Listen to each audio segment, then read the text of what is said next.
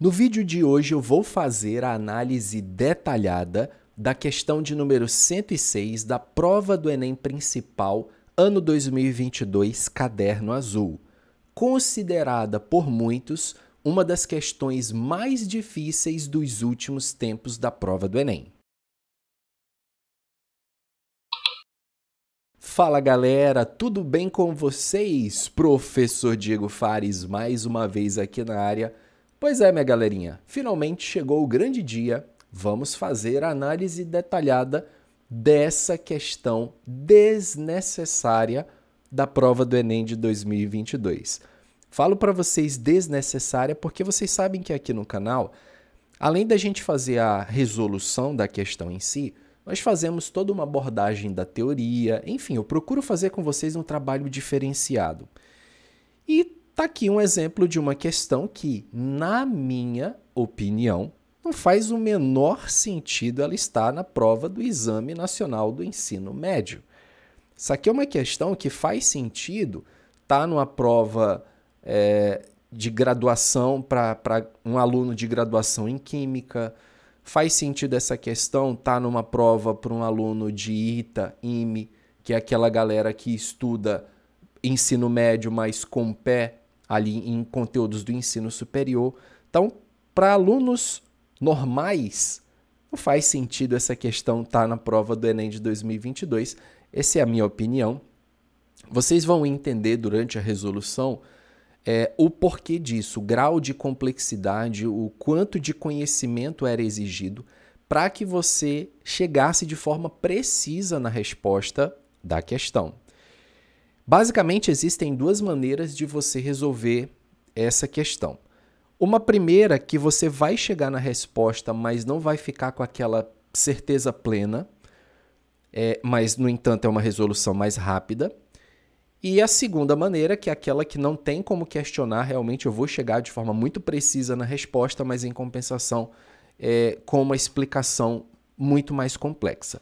De qualquer forma, mesmo sendo uma questão desnecessária, na minha opinião, vale muito a pena você ficar nesse vídeo até o final. Eu vou agregar muito conteúdo aqui para você, vou te ensinar muita coisa nova, você vai aprender muita coisa interessante de química analítica, coisas que a gente acaba vendo no ensino superior, mas que tem ali alguma conexão com a química do ensino médio. Bom, começando aqui, galera, fazendo a análise, a leitura atenta do texto, ele fala: a penicilamina é um medicamento de uso oral utilizado no tratamento de várias doenças. Esse composto é excretado na urina, cujo pH se situa entre 5 e 7. A penicilamina, cuja fórmula estrutural plana está apresentada, possui 3 grupos funcionais que podem ser ionizados. Ali colocou a carboxila, cujo pKa é 1,8, grupamento amino, que pode ser convertido em amínio, que é o NH3+, que é o grupamento amino na forma protonada, cujo pKa é 7,9, e o grupo tiol, cujo pKa é 10,5. Sabe-se que pKa é igual a menos log de Ka. Ele deu aqui a estrutura da penicilamina, e a pergunta da questão é: qual estrutura derivada da penicilamina é predominantemente encontrada na urina? E aí você tem as várias opções de respostas aí. Bom, galera, para a gente começar então a nossa análise, nós observamos que a penicilamina ela é um composto orgânico de função mista, ou seja, ela tem mais de uma função orgânica. Nós temos aqui a função ácido carboxílico, que é o COOH, nós temos aqui o grupamento amino, que é o grupamento NH2, e nós temos aqui o grupamento tiol. Tá? O grupamento tiol, galera, ou alguns chamam também de tioálcool, é como se fosse um álcool, só que no lugar do oxigênio você tem um enxofre. Daí o composto ser considerado um tiocomposto, especificamente um tiol ou tioálcool. Então nós temos aqui um composto orgânico de função mista. Nesse composto orgânico, eu tenho vários grupos que podem ser ionizados. Ionizados significam grupos que podem liberar H+. Tanto que ele mostrou aqui, ó, a questão do valor do pKa. Então, são grupos que podem liberar H+. O que funciona? A penicilamina, ela pode ser considerada também um tipo de aminoácido. Aminoácido porque ela tem as funções amina e a função ácido. E é muito comum, quando a gente olha a estrutura de um aminoácido, ele aparecer numa forma que nós chamamos de forma Zwitterion, que é basicamente um íon dipolar. O que acontece, galera? Quando você pensa em um aminoácido, os aminoácidos eles têm essa estrutura geral aqui, R. Vou colocar de uma outra cor para ficar mais fácil aqui a explicação para vocês, tá? R, aí aqui nós temos CH, aí nós temos aqui o grupamento NH2, e aí nós vamos ter aqui então a carboxila, que é o grupo C-O, O-. Então isso aqui é um exemplo de um aminoácido. Em particular, esse aminoácido aqui ele é um alfa-aminoácido, porque o grupo amino se encontra ligado ao carbono de número 2. Então, a gente lembra que na cadeia carbônica de um ácido carboxílico, a carboxila é o carbono número 1 e, ao lado do carbono número 1, obviamente, vem o carbono número 2. O carbono número 2 é considerado o carbono alfa, o 3 o beta e assim por diante. Então, aqui nós temos o carbono de número 2, que é o carbono alfa, e o grupo amino se encontra conectado a esse carbono 2, portanto, um alfa-aminoácido. Nós sabemos que o aminoácido ele é um composto anfótero.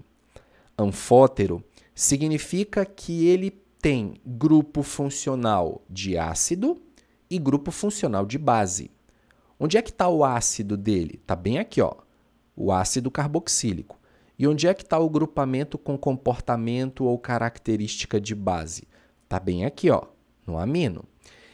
Um aminoácido, quando ele existe em solução aquosa, quando ele é colocado em solução aquosa, vai acontecer um equilíbrio químico em que ele vai se auto-neutralizar. É como se o próprio aminoácido ele liberasse o H+, e esse H+, ele fosse capturado pela parte básica dele, que é o nitrogênio. Como ficaria, então, essa estrutura? Essa estrutura ela ficaria da seguinte forma, R, aí aqui nós temos CH, agora nós vamos ter o nitrogênio na sua forma protonada, NH3+, aí nós vamos ter aqui o ácido carboxílico na sua forma desprotonada. Observem que aqui nós temos um íon dipolar, ou seja, ele é um íon, só que ele tem dois polos na própria estrutura, um polo positivo e um polo negativo, de forma que a estrutura é neutra. Esse íon dipolar de um aminoácido, nós chamamos ele de Zwitterion. Zwitterion é um nome bem esquisito de escrever, mas basicamente é isso. Então aqui nós temos um exemplo de um Zwitterion.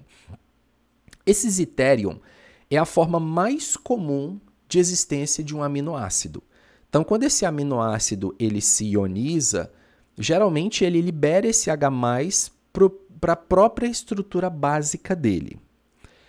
Essa é a forma mais comum de existência de um aminoácido em uma solução aquosa, como, por exemplo, a urina, que foi o que ele colocou no texto.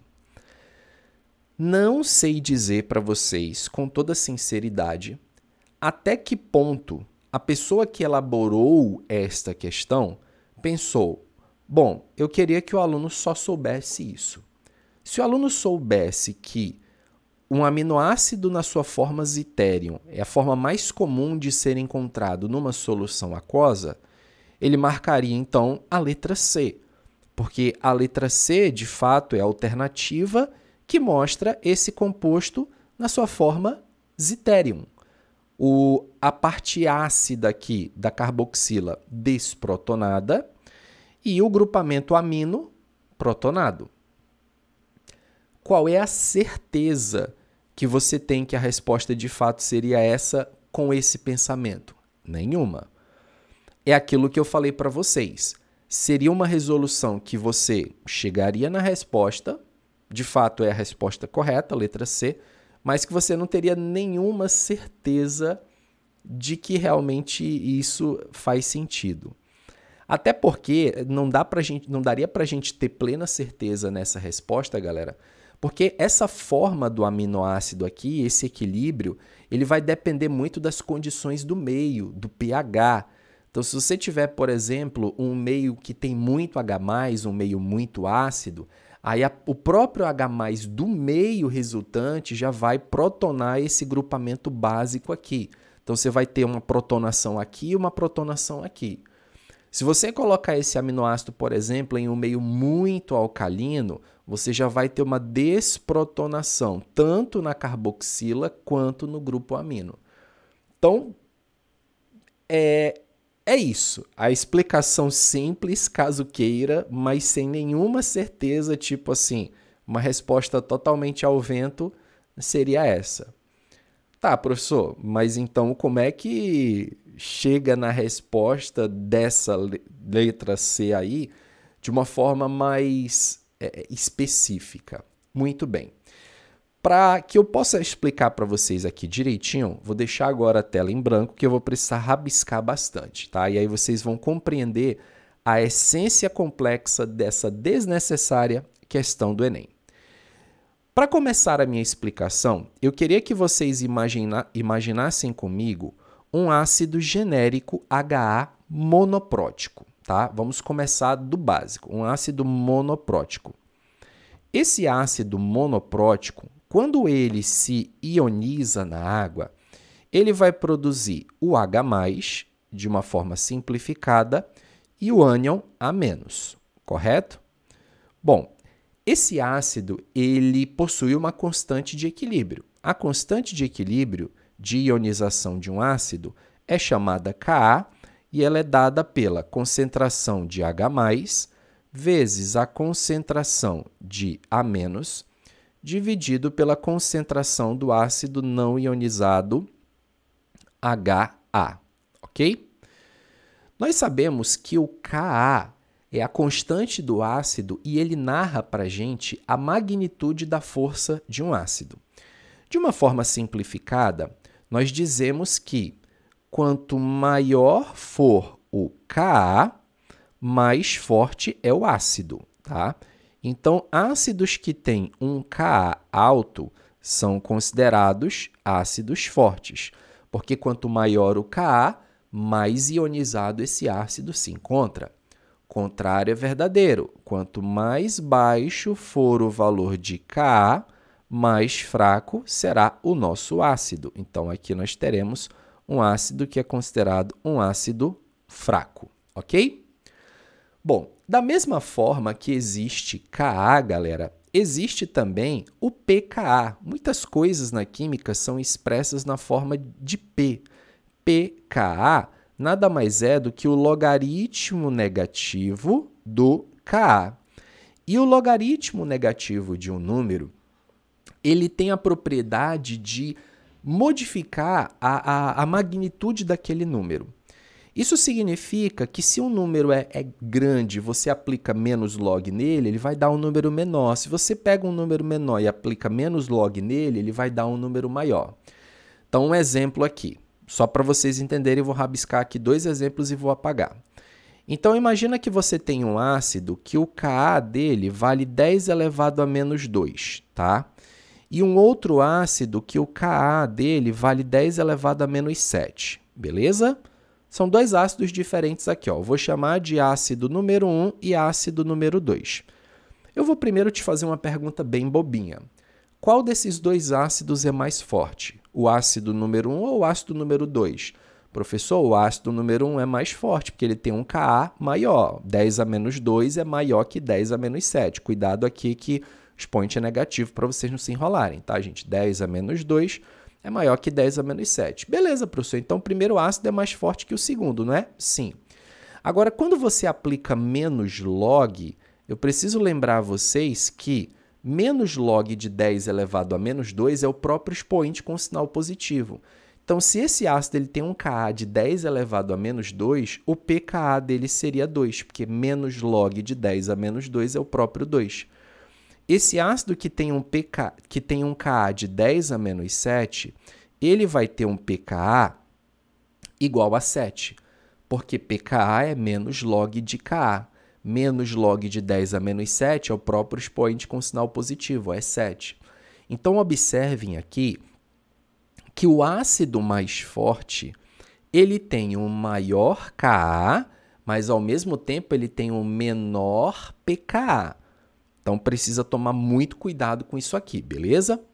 Deixa eu apagar, então, esse exemplo aqui que eu coloquei rapidamente, só para refrescar a memória. E a gente vai voltar para cá para o nosso esquema que está só começando. Então, um Ka alto significa um ácido forte e, ao mesmo tempo, esse ácido ele vai ter um pKa mais baixo. Um Ka baixo significa ácido fraco e esse ácido fraco ele vai ter um pKa mais alto, comparado com o outro, ok? Muito bem. Agora, vamos fazer o seguinte. Vamos pegar aqui a constante de ionização do ácido e vamos trabalhar um pouquinho mais essa equação. Nós vamos pegar, então, essa equação e nós vamos isolar daqui a concentração de H+. Então, vem comigo. Vai ficar Ka é igual. Eu vou isolar aqui a concentração de H+, tá? Eu quero deixar ela isolada, vezes a concentração de A- dividido pela concentração de HA, ok? Só separei aqui a concentração de H+, não mudou absolutamente nada, tudo bem?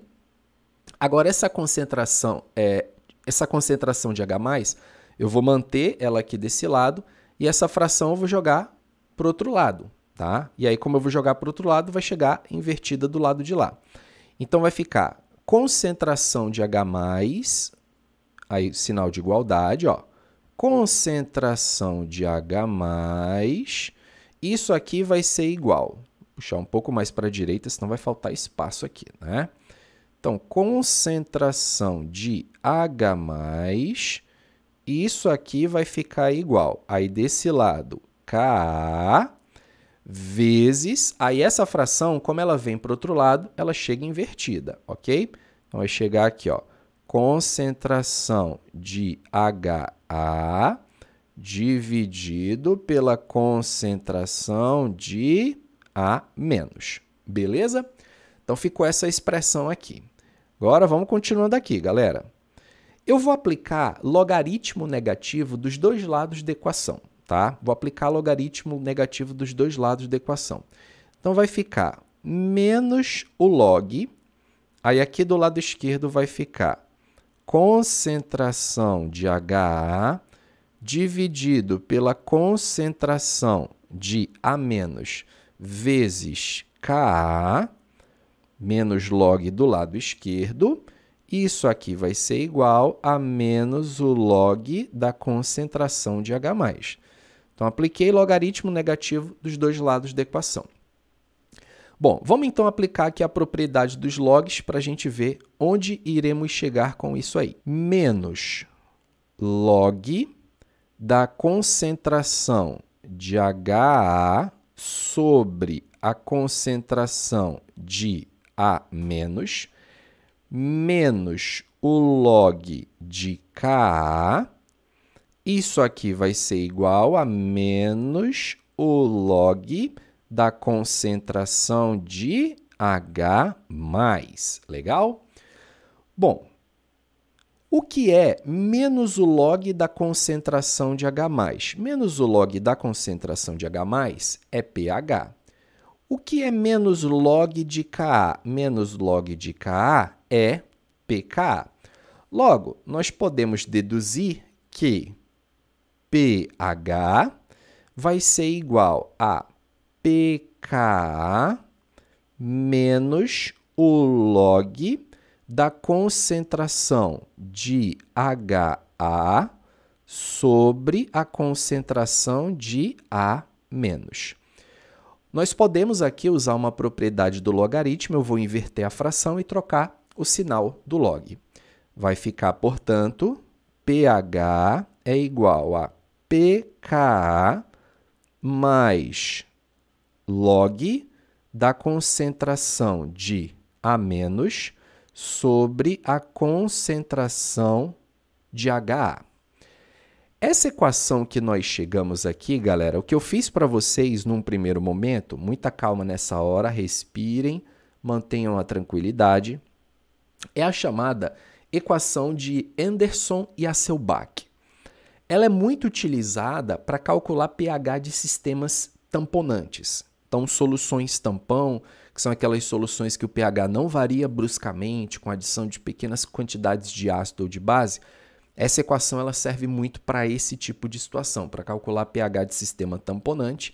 E ela serve também para você calcular a relação entre as concentrações do ácido protonado e desprotonado para um dado valor de pH. Como assim, professor? Não entendi. Onde é que você quer chegar? Vamos lá. Lembram do ácido genérico que eu coloquei para vocês aqui acima? Lembram dele, né? Legal. Vamos fazer uma consideração que esse ácido ele tenha um valor de pKa, tá? Vou atribuir um valor arbitrário aqui qualquer. Esse ácido ele tenha um valor de pKa igual a 3. E aí vocês vão entender por que eu estou ensinando a questão do pKa. Porque quando a gente voltar para essa questão do Enem, a gente vai precisar justamente dos valores de pKa. Eu vou trabalhar com pKa. Imaginem comigo que esse ácido ele tem um pKa igual a 3. Tá beleza, professor? Esse ácido ele tem um pKa igual a 3. O que você quer saber? A minha pergunta vai ser o seguinte, tá? Em pH igual a 5, tá? Em pH igual a 5, quem tem maior concentração, tá? Em pH igual a 5, quem tem maior concentração? Em pH igual a 5, quem tem maior concentração? É o ácido na sua forma protonada ou o ácido na sua forma desprotonada? Quem está em maior concentração quando o pH vale 5? Poxa, professor, mas como é que eu vou saber o pH é 5? Quem está em maior concentração, sim. Porque eu quero saber o seguinte, ó. Quem está em maior concentração? O ácido na forma protonada ou desprotonada? Isso tudo vai depender da variação do pH. O que eu quero que vocês pensem comigo num primeiro momento é o seguinte. Pensa comigo que quanto maior for a concentração de H+, mais esse equilíbrio vai estar deslocado para a esquerda. Então, em meios muito ácidos, você vai favorecer a existência do ácido na sua forma protonada. Em meios onde você tem menos H+, em meios mais alcalinos, mais básicos, quanto menor a concentração de H+, esse equilíbrio vai estar deslocado para a direita, o que favorece a forma desprotonada. Agora, quando a questão ela chega com um valor específico de pH, o que você precisa saber? Vamos lá. Lembram da equação de Anderson-Hasselbalch que eu deduzi para vocês aqui? Eu quero que vocês imaginem o seguinte. Quando que o pH ele vai ser igual ao pKa? Quando é que pH e pKa vão assumir o mesmo valor? Professor, pH e pKa vão assumir o mesmo valor quando esse log aqui for zero, não é verdade? Pois é. E quando que esse log vai ser zero? Quando as duas concentrações aqui, ó, elas forem iguais. Quando a concentração de HA for igual à concentração de A-, quando essas duas concentrações elas forem iguais, se esses dois números são iguais, gente, a divisão deles não vai dar 1? Vai.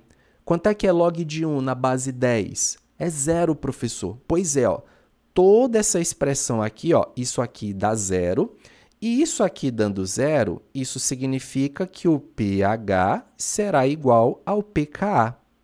Faz sentido o que eu falei? As duas concentrações são iguais. o mesmo número dividido por ele mesmo vai dar 1. Log de 1 é igual a 0. Isso aqui zera, pH é igual a pKa. Ah, professor, então, se pH é igual a pKa, quando as duas concentrações são iguais, ele falou aqui na pergunta pH 5. Então, pH 5 significa o seguinte, vamos pensar. Se esse nosso ácido tem pKa igual a 3, isso significa que quando pH for igual a 3, as duas concentrações estarão iguais. Você tem a concentração de HA e a concentração de A- iguais. Vamos fazer uma escala aqui para vocês entenderem melhor? Vem comigo aqui, presta atenção. Eu sei que num primeiro momento, para quem nunca estudou isso, é um pouco viagem na maionese, mas se você for prestando atenção comigo com paciência, vai fazer sentido. Ó. pH 0 até 14, vou até colocar aqui o meio aqui da escala, né? O 7, tudo bonitinho, tá bom? Então vamos lá. Eu falei para vocês então que o pH é igual ao pKa. Quando isso acontecer, as duas concentrações são iguais. Como o pKa do ácido é 3, então significa que no pH 3 as duas concentrações são iguais, certo? Beleza, professor. Então escreve comigo aqui, ó. pH igual a 3, ok? No pH igual a 3, o que você tem aqui? Ó? Você tem o HA exatamente com a mesma concentração que o A-. Confere? Faz sentido? Faz sentido, professor. Legal. Muito bem. Deixa eu até apagar o 7 aqui, que acho que o 7 vai me atrapalhar aqui.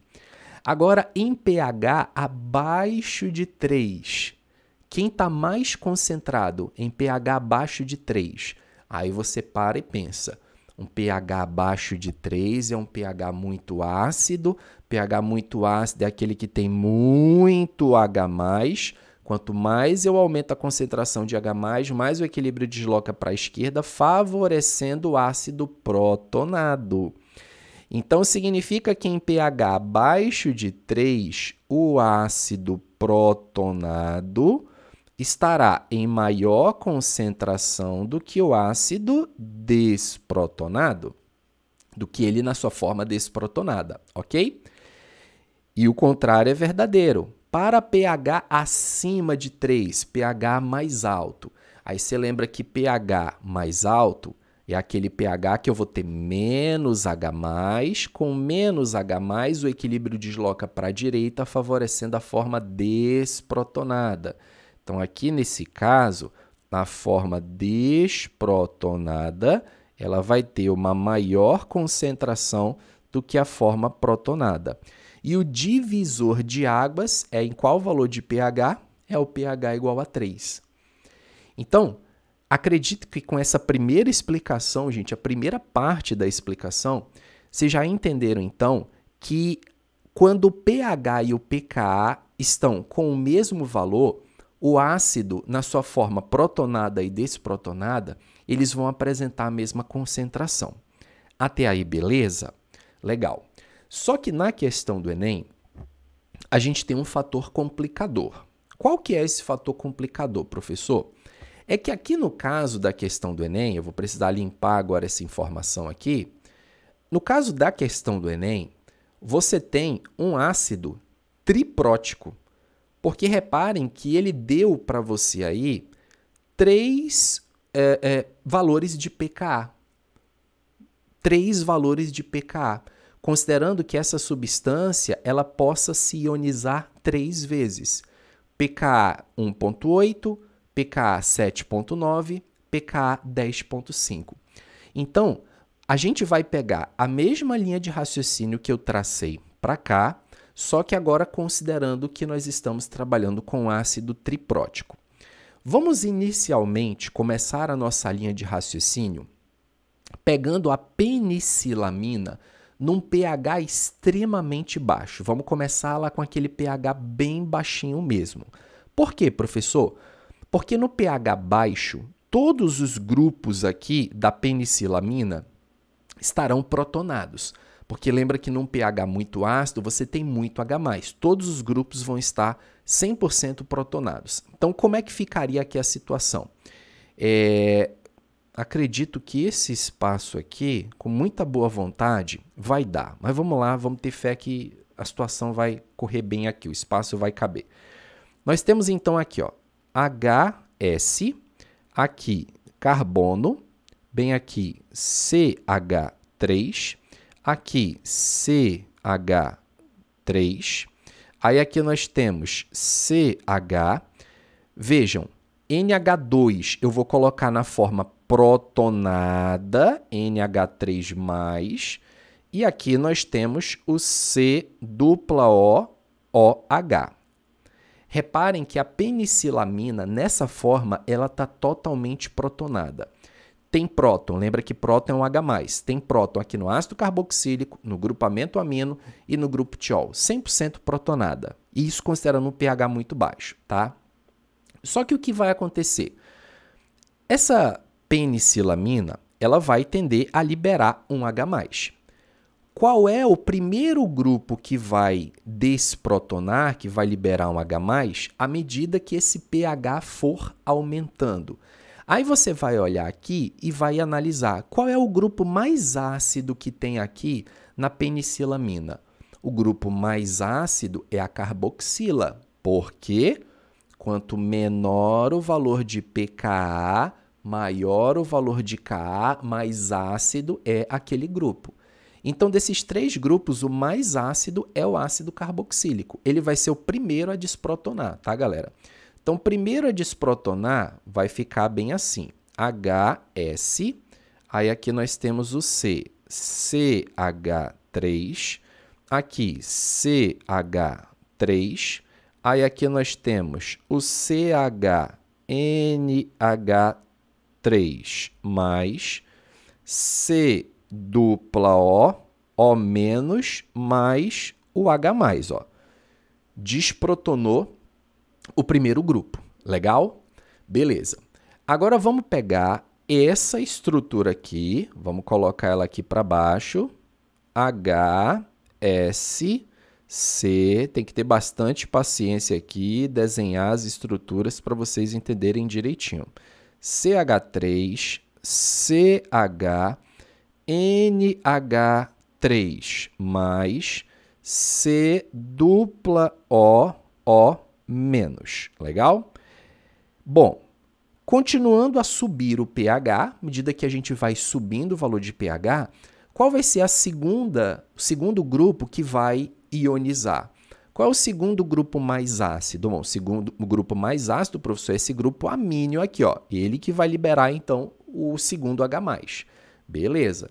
Então, tira agora o H+ do grupo amínio, vai ficar HS, C, CH3, CH3, CH, aí aqui, ó, volta a ser um NH2, C-O, O menos, mais o H+ que foi retirado. Legal? Agora, por último, nós pegamos então essa estrutura, HS, aqui C, CH3, CH3, CH, NH2, C-O, O menos. Ajeitar aqui, O menos. O que nós vamos fazer agora, minha galerinha? Nós vamos tirar o último H+ da estrutura. O último H+ vai ser do grupo menos ácido. E o grupo menos ácido é aquele que tem o maior valor de pKa, que é no grupo tiol. Então, agora a gente vai desprotonar aqui o grupo tiol. Ó. Tirando esse H+ aqui, vai ficar S menos, C, CH3, CH3. Aí aqui nós vamos ter CH, NH2. Aí aqui nós teremos C-O, O menos e o H+, que foi, portanto, retirado. Tudo bem, gente? Então vejam se vocês compreenderam agora sim, já partindo para a resposta da questão em si. A diferença desse exemplo, por exemplo, anterior, vamos lembrar, ó, é que aqui eu trabalhei com ácido genérico e monoprótico.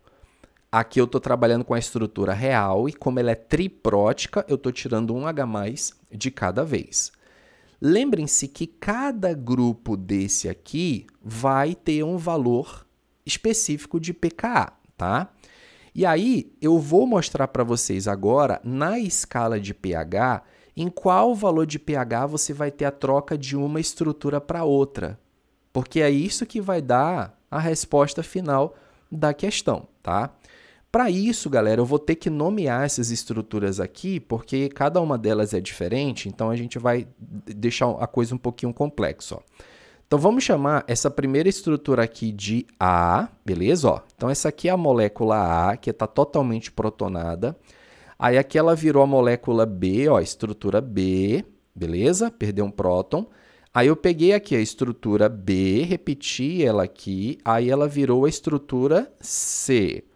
Aí, eu peguei a estrutura C, repeti aqui, e ela, portanto, finalmente virou a estrutura de letra D, tá? Beleza? Vamos então para a escala de pH. Então, escala de pH aqui, bonitinho, de 0 até 14. Temos aqui o pH. Vocês lembram daquela história dos valores de pKa que eu ensinei aqui? O pH e o pKa, eles vão ter o mesmo valor quando a concentração de ambas as espécies forem iguais, certo? Então, vamos comigo aqui. Essa primeira ionização, ela aconteceu no grupo do ácido carboxílico. O grupo ácido carboxílico tem um pKa igual a 1,8. Ora, se o pKa é igual a 1,8, isso significa que se o pH for igual a 1,8, as estruturas A e B estão com a mesma concentração. Não foi exatamente isso que eu ensinei para vocês aqui, ó? Quando o pH é igual ao pKa, o ácido na sua forma protonada e desprotonada vão ter a mesma concentração, certo?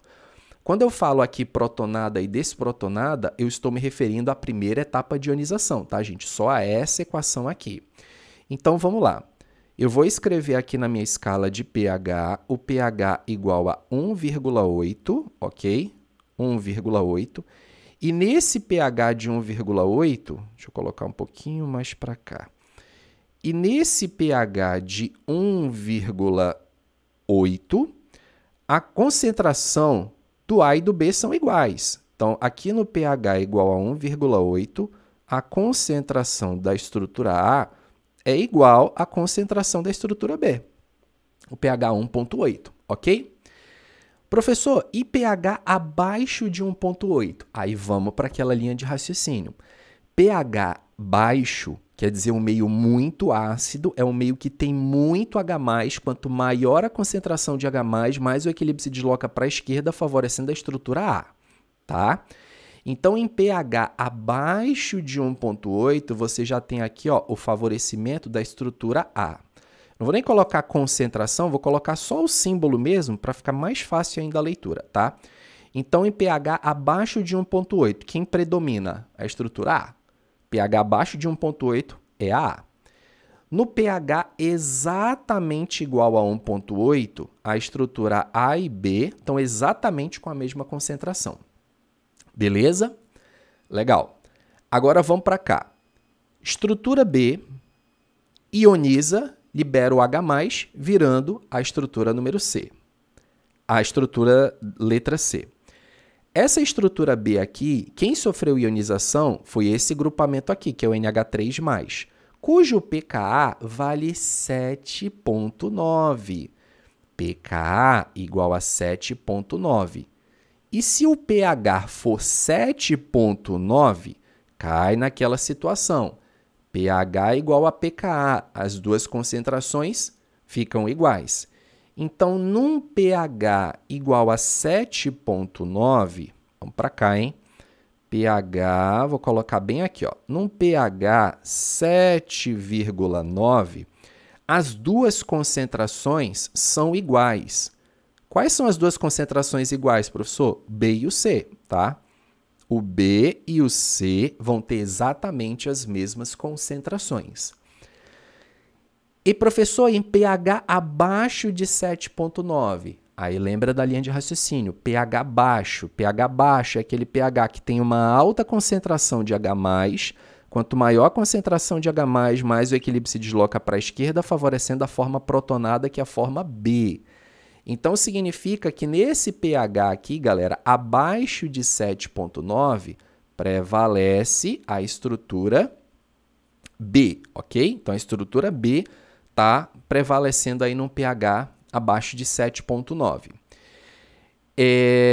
E aí, olha como faz todo sentido, né? Se você analisa aqui as duas variações de pH, ó, entre 1,8 e 7,9. Obviamente que eu coloquei aqui a estrutura B, mas a estrutura B prevalecendo.